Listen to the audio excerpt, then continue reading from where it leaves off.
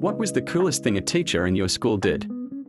Back in high school, we had this history teacher, Mr. K, who looked like he stepped out of a Civil War documentary. Scruffy beard, wireframe glasses, always wore suspenders like it was still 1932. Everyone assumed he'd be the boring type. Wrong. One Friday, we came into class to find crime scene tape across the door. A sign read, "Enter at your own risk." Inside, the lights were dimmed. Jazz music played softly from a record player, and our desks were rearranged like a 1920s speakeasy. Mr. K stood at the front wearing a fedora, sipping from a teacup labeled gin.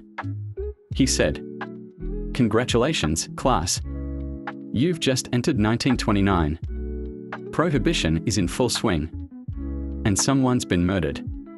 He handed out rolls. I was a bootlegger. My friend Sarah was a corrupt cop. One kid was a reporter for a fake newspaper Mr. K had actually printed out with made-up ads and stories from the era. We had 45 minutes to piece together clues from historical documents, diary entries, fake radio transcripts, and Mr. K's improvised characters. The whole thing was a murder mystery set during Prohibition, but every clue tied back to real history. We had to apply what we'd learned about the 1920s to solve it.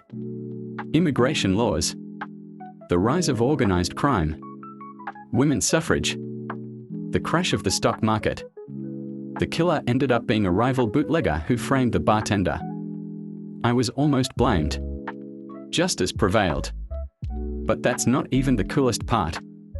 A few weeks later, our school had an open house. Parents came, listened to boring presentations, until they got to Mr. K's room. He ran the same murder mystery with the parents. They loved it.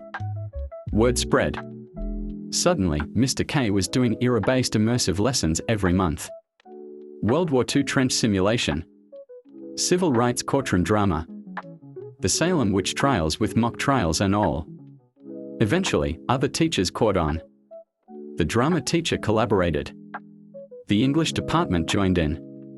Mr. K sparked this whole movement in our school where learning wasn't just lectures and textbooks anymore. It was experiences.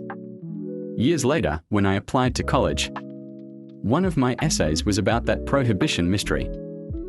I still remember how the room smelled like dust and old records. How Mr. K got us to care about history by living it for an hour.